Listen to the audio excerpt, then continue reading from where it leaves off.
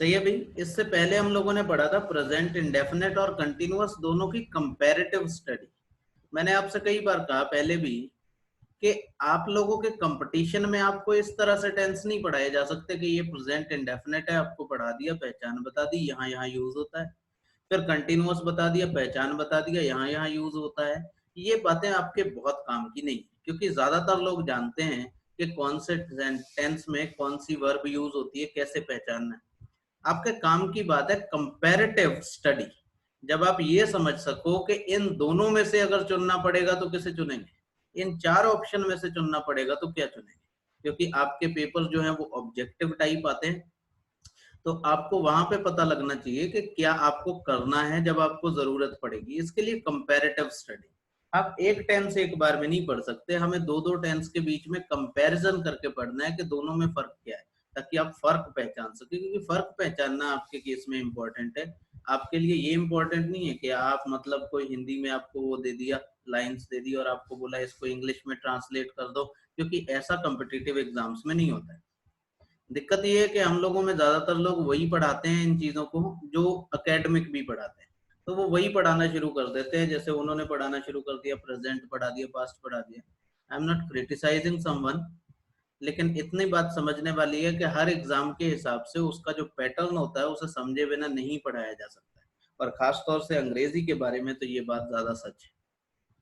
तो ध्यान से समझे भी बात। अभी हम लोग पढ़ेंगे पास्ट इंडेफिनिट और पास्ट कंटिन्यूअस। तो एक बात ध्यान रखना कि पास्ट इंडेफिनिट और पास्ट कंटिन्यूअस में बहुत सारी बातें तो बिल्कुल वैसी ही हैं जैसी प्रेजेंट इंडेफिनिट और प्रेजेंट कंटिन्यूअस में थी। बहुत सारी बातें बिल्कुल वैसी है। जैसे कंटिन्यूअस बात होगी तो कंटिन्यूअस में जाएगा, और अगर बात इंडेफिनिट है जिसका टाइम पीरियड फिक्स नहीं है तो वो इंडेफिनिट में जाएगा, जिसका टाइम पीरियड डेफिनेट नहीं है। समझ रहे? कुछ बातें वैसी ही, बस फर्क है प्रेजेंट और पास्ट का, फर्क है पहचान का। लेकिन इससे जो आते हैं पास्ट इंडेफिनिट और कंटिन्यूअस से जो क्वेश्चन आते हैं वो थोड़े से अलग किस्म के होते हैं। इसे समझे बात को। जैसे अगर पास्ट इंडेफिनिट को पहचानना हो तो कैसे पहचानेंगे, यहाँ पे वर्ब की सेकंड फॉर्म यूज होती है अफर्मेटिव सेंटेंसेस में, जिनमें कोई क्वेश्चन नहीं होता, निगेशन नहीं होता। उन क्वेश्चन में वर्ब की फर्स्ट सेकंड फॉर्म आती है। जैसे मैं कहूं आई वॉकड, अब यहाँ पे कोई और हेल्पिंग वर्ब नहीं है, सिर्फ वर्ब की सेकंड फॉर्म दिख रही है, तो ये क्या है, पास्ट इंडेफिनिट। पास्ट इंडेफिनिट में ही वर्ब की सेकंड फॉर्म यूज होती है, और कहीं भी पूरी इंग्लिश ग्रामर में वर्ब की सेकंड फॉर्म का इस्तेमाल नहीं होता है। और पास्ट इंडेफिनिट भी पूरे में नहीं, सिर्फ अफर्मेटिव सेंटेंसेस में। जैसे ही नेगेटिव और इंटेरोगेटिव आएगा तो वर्ब डिड, और डिड के साथ में वर्ब की फर्स्ट फॉर्म आएगी, हेल्पिंग वर्ब डिड, और मेन वर्ब की फर्स्ट फॉर्म बेस फॉर्म आएगी। समझ रहे हैं ना बात को? तो ऐसा नहीं है कि इसको पहचानना मुश्किल है, ये बहुत आसान है। जैसे प्रेजेंट इंडेफिनिट को पहचानना था तो या तो वर्ब की फर्स्ट फॉर्म होती वॉक, या सिंगुलर फॉर्म होती वॉक्स, या फिर डू या डज के साथ में वर्ब की फर्स्ट फॉर्म लगी होती, तो ये प्रेजेंट इंडेफिनिट होता, और ये पास्ट इंडेफिनिट है। यहाँ डू डज की जगह डेड है, और वर्ब की फर्स्ट फॉर्म की जगह वर्ब की सेकंड फॉर्म। तो मुझे नहीं लगता कि इसे पहचानने में आपको कोई दिक्कत आएगी। ठीक है, पहचान बहुत आसान है इसकी। जैसे ही रोट अ लेटर, रोट क्या है, राइट की सेकंड फॉर्म, तो मतलब ये पास्ट इंडेफिनिट, उसने खत लिखा। इसके यूजेस पे बात करते हैं, क्योंकि एट द एंड तो आपको उन्हीं से मतलब है। पास्ट इंडेफिनिट में देखो, प्रेजेंट इंडेफिनिट में क्या था कि हैबिट दिखाता था, प्रेजेंट हैबिट दिखाता था, आदत, तो इसमें पास्ट हैबिट दिखाएगा। भाई प्रेजेंट हैबिट दिखाता था प्रेजेंट इंडेफिनिट, ये पास्ट हैबिट शो करता है। ठीक है ना, यहाँ कहीं होगा, ये रहा, to show past habitual actions, मतलब हैबिट बताता है कि जैसे मैं कहें कि he waited for me every morning, तो उसकी आदत थी वो हर सुबह मेरा इंतजार करता था। ही forgot his watch every day, वो रोज अपनी वॉच भूल जाता था, तो ये क्या है, उसकी आदत थी, ऐसा वो लगभग डेली करता था। जैसे मैं कहूं आई रैन, मैं दौड़ता था, तो दौड़ना क्या है, मैं एक्शन, ये वो ऐसा एक्शन है जो हमेशा करता था। इसके अलावा देखें show past action which time is not definite, ऐसे पास्ट एक्शन बताता है जिनका टाइम फिक्स नहीं होता है। जैसे ही स्टोल माई वॉच, उसने मेरी घड़ी चुराई। अगर मैं आपसे पूछूं कब चुराई तो आप नहीं बता सकते कि कब चुराई, 2 महीने पहले, 5 महीने पहले, 8 महीने पहले, कभी नहीं बता नहीं सकते। लेकिन आज की बात नहीं है, ये पक्का है कि पुरानी बात है। He did not give me his key, उसने अपनी चाबी मुझे नहीं दी। तो देखो यहाँ पे गलती है, ये गेव नहीं होना चाहिए, गिव होना चाहिए। डिड के साथ वर्ब की फर्स्ट फॉर्म आती है, कभी कभार लिखते हुए चूक हो जाती है। He did not give me his key, उसने अपनी चाबी मुझे नहीं दी। अपनी चाबी मतलब कोई घर की चाबी या बाइक की चाबी, कार की चाबी। तो आमतौर पे ऐसे पास्ट एक्शन जिनका टाइम फिक्स नहीं होता है उन्हें हम लोग पास्ट इंडेफिनिट में रखते हैं। और देखें to show an action which was finished in the past, ऐसे एक्शन को शो करने के लिए जो पास्ट में हो चुके हैं। मतलब आपको पता लग रहा है पक्का पक्का कि वो पास्ट में हो चुके हैं। कोई वर्ड होगा सेंटेंस में ऐसा जो आपको बताएगा कि बात पुरानी। जैसे यहाँ देखें ही अराइव्ड यस्टरडे, यस्टरडे क्या बता रहा है, बीता हुआ कल। तो कल वो आया था, कल वो पहुंचा था। अराइव का मतलब क्या होता है, पहुंचना। तो कल वो पहुंचा था। यहाँ पे यस्टरडे क्या बता रहा है कि कल की बात है, पुरानी बात है, और एक्शन कंप्लीट है, वो आ गया। तो ऐसे में हम क्या लगाएंगे, पास्ट इंडेफिनिट का इस्तेमाल। जैसे ये देखिए he made me a call last night, यहाँ पे लास्ट नाइट जो है ये आपको बता रहा है, ये लास्ट नाइट बता रहा है कि बात पुरानी है, कल की है, कल रात की।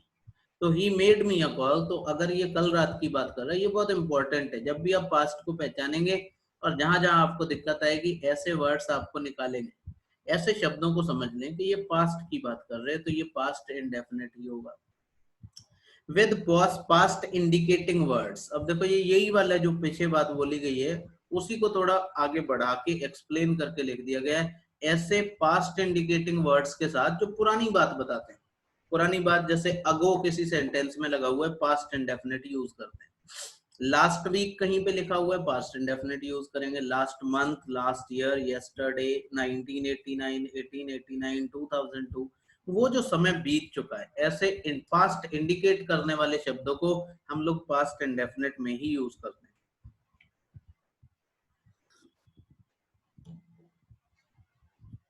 To show repeated actions in the past, ध्यान दें, to show repeated actions in the past मतलब ऐसे एक्शन जो पास्ट में बार बार होते थे। जैसे हम हैबिट की बात करते हैं, वो बार बार होने वाले एक्शन, ऐसे एक्शंस के लिए भी हम लोग पास्ट इंडेफिनिट यूज करते हैं।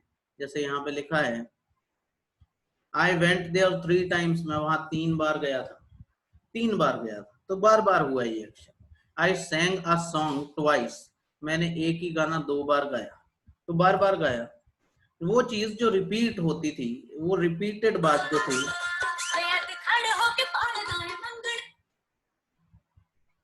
हेलो हेलो, नहीं क्लास में हो गई, 15-20 मिनट लगेंगे।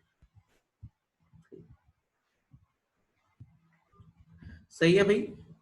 To show repeated actions in the past, ऐसे एक्शन जो पास्ट में रिपीट होते थे उनको भी हम लोग पास्ट इंडेफिनिट में रखते हैं। ठीक, बात यह है कि ये सारी चीजें आपको एग्जैक्ट ऐसे याद नहीं रहेंगी, लेकिन इन्हें बताए बिना जब मैं एक्सरसाइज पे आएंगे तब मैं आपको कैसे बताऊंगा कि मैंने आपको बताया। इससे सब कुछ याद नहीं हो जाएगा। आपको जो finally end of the day चीज चाहिए होगी वो है प्रैक्टिस। उसी के लिए हम लोग ऐसे क्विजेस या इस तरह की एक्सरसाइज बनाते हैं।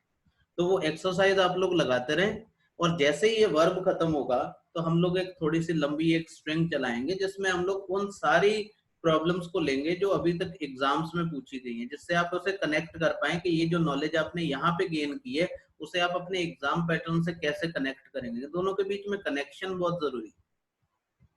जैसे अगर पास्ट कंटिन्यूअस की बात करें तो पास्ट कंटिन्यूअस दुनिया समझती है, इस बात को सारे लोग जानते हैं, बच्चे तक जानते हैं कि वॉज वर के साथ अगर वर्ब की आईएनजी फॉर्म आएगी तो ये पास्ट कंटिन्यूअस हो।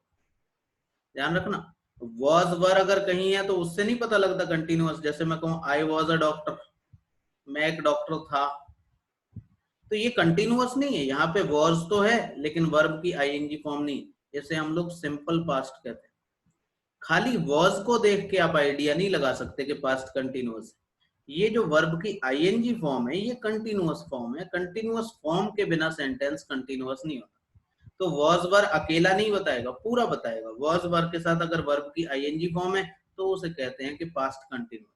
लेकिन जैसे मैं कह रहा हूँ आई वॉज अ डॉक्टर, यहाँ कहीं वर्ब की आईएनजी फॉर्म नहीं दिख रही है, तो ये कंटिन्यूअस टेंस नहीं है, ये सिंपल पास्ट टेंस, इसे कहते हैं सिंपल पास्ट।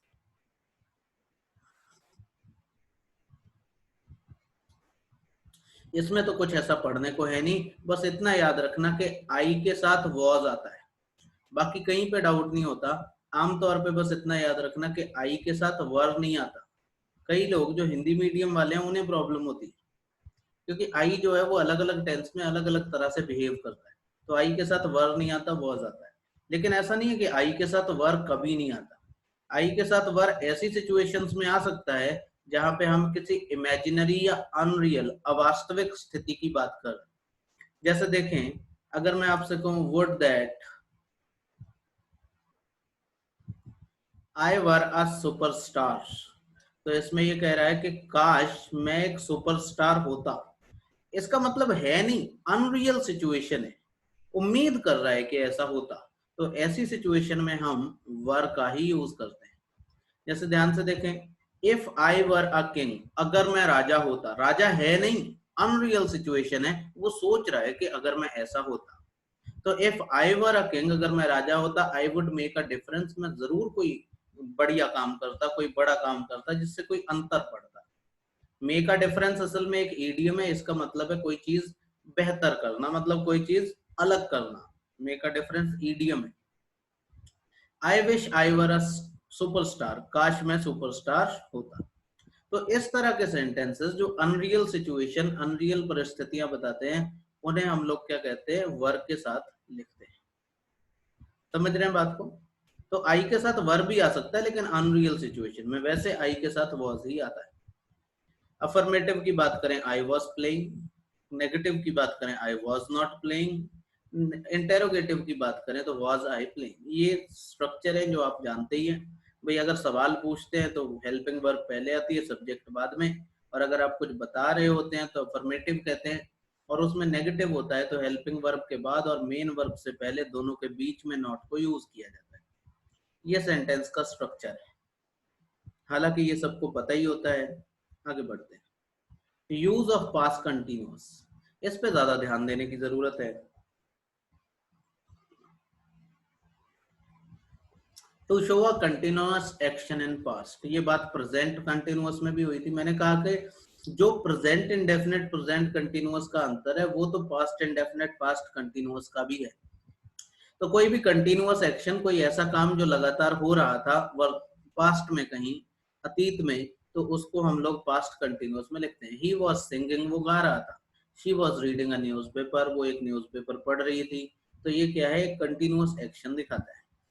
और देखे, to show temporary actions and situation, इस पे बहुत बात हुई हमारी जब हम प्रेजेंट वाले शीट पढ़ रहे थे। अगर किसी ने वो नहीं पढ़ा है तो उस वीडियो को पहले देखें। To show temporary actions and situation, ऐसी सिचुएशन जो टेम्पररी होती है, परमानेंट नहीं होती। जैसे I was living with my brother, मैं अपने भाई के साथ रह रहा था। When I was new in the city, जब मैं शहर में नया था। तो ऐसा नहीं है ये भाई के साथ ही रहता था, ये जब तक शहर में नया था तब तक अपने भाई के साथ रह रहा था। तो ऐसे में ये क्या है, एक टेम्पररी सिचुएशन है, इसलिए हम इसे किस में लिखेंगे, पास्ट कंटिन्यूअस में लिखेंगे। लेकिन ये जो अगला पॉइंट है ये ज्यादा इंपॉर्टेंट है, ध्यान देना भाई। To show an background action और सिचुएशन, बैकग्राउंड एक्शन बड़े काम की बात। आप लोग कभी मूवी देखने जाते हो तो फाइटिंग चल रही होती है, बैकग्राउंड में म्यूजिक चल रहा होता है, डिशुम डिशुम वाला, ठीक है ना, ऐसा म्यूजिक जो आपकी नसें खौला दे, खून खौला दे। तो बैकग्राउंड असल में क्या होता है, जब हम कोई काम कर रहे होते हैं तो बैकग्राउंड में कोई काम हो रहा होता है। जैसे मान लो कुछ भी नहीं है, तो अभी मैं आपको पढ़ा रहा हूं तो पंखा चल रहा है। तो पंखा चल रहा है, वो बैकग्राउंड में चल ही रहा है। जब मैं आपको नहीं पढ़ा रहा था वो तब भी चल रहा था, अभी मैं आपको पढ़ा रहा हूँ तब भी चल रहा है, और इसके बाद भी चलता रहेगा। तो बैकग्राउंड में कुछ एक्शन होते हैं। आमतौर पे इसकी जरूरत तब पड़ती है जब दो सेंटेंस एक साथ लिखे जाते हैं। तो उसमें आपको ये पहचानना पड़ता है कि दो एक्शन हो रहे हो, उसमें एक एक्शन बैकग्राउंड में चल रहा था और दूसरा बीच में हुआ। तो वो जो बैकग्राउंड वाला एक्शन होता है उसको हमेशा पास्ट कंटिन्यूअस में लिखा जाता है, और जो वो एक्शन बीच में होता है, वो जो छोटा एक्शन है थोड़ी देर का, उसको हम लोग पास्ट इंडेफिनिट में लिखते हैं। जैसे इस सेंटेंस को समझना ध्यान से, When I came here, he was having dinner. जब मैं यहाँ आया वो डिनर कर रहा था। तो देखो इसके आने का काम तो एक पल का हुआ, लेकिन डिनर उसका जो है वो पहले से चल रहा था। जब आया तो चल रहा था, जब वो आया तो वो अभी भी खा रहा था, उससे पहले से खा रहा था। तो बैकग्राउंड में एक्शन क्या था? Having dinner. डिनर खाने का जो एक्शन था वो पीछे चल रहा था बैकग्राउंड में, और बीच में ये आया। ऐसे में सिचुएशन दो होती है, एक काम जो पहले से चलता है या लंबे समय के लिए चलता है।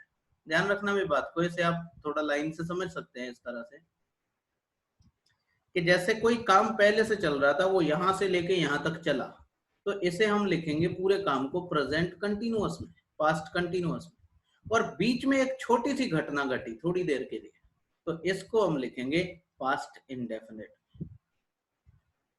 और जो एक्सरसाइज मैं आपको दूंगा वो बहुत हद तक इसी एक पॉइंट पर बेस्ड होगी, क्योंकि अगर कंटिन्यूअस और पास्ट इंडेफिनिट से सेंटेंस आता है वो आमतौर पे इसी पर बेस्ड होता है। जैसे प्रेजेंट में हमने एक बात पकड़ ली थी, परमानेंट एक्शन और टेम्पररी एक्शन, उसी से लगभग सारी एक्सरसाइज सॉल्व हो गई। तो इसमें भी अगर पूरी क्लास को सम अप करना हो सिर्फ एक लाइन में, तो आपको ये याद रखना पड़ेगा, जो बैकग्राउंड एक्शन होगा वो कंटिन्यूअस फॉर्म में रहेगा, जो लंबा चलेगा, और बीच में एक छोटी घटना घटती है। जैसे मान लो आप टहल रहे थे, एक सांप ने आपको डस लिया, आपको रहने दो, मुझे डस लिया, मैं टहल रहा था और मुझे बीच में सांप ने डस लिया। तो टहलने का काम जो है वो एक लंबे समय से चल रहा है, तो कंटिन्यूअस में होना चाहिए। और जो बीच में सांप ने डसा है वो एक छोटा एक्शन है, थोड़ी देर का एक्शन है, उसे हम इंडेफिनिट में लिखते हैं। और इसी बात को ध्यान में रख के अगर आप उस एक्सरसाइज को लगाएंगे, सब कुछ सही होगा। शारिक, समझ रहे हैं ना बात को?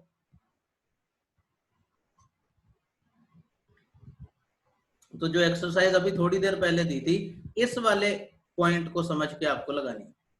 इस तरह देखना, लिखा है note, in such sentences the action last longer is always written in the past continuous tense and the other action in simple past tense. वो कह रहा है वो जो लॉन्गर वाला एक्शन होता है, जो ज्यादा देर चलता है, उसे पास्ट कंटिन्यूअस में, और जो एक्शन थोड़ी देर के लिए बीच में हुआ होता है उसे सिंपल पास्ट या पास्ट इंडेफिनिट में लिखते हैं।